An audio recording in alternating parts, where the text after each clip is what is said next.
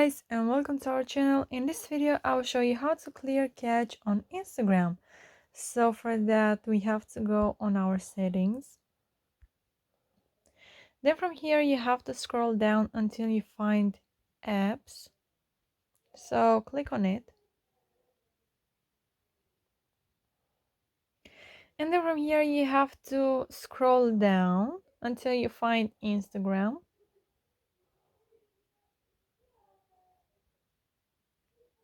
So it's right here, or you can just click on the search icon and search for Instagram.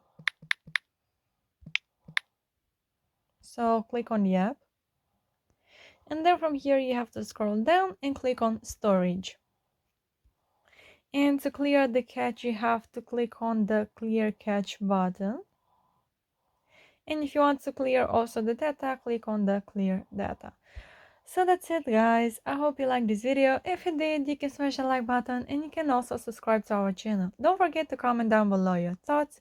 Thank you so much for watching. Have a great day. Bye bye.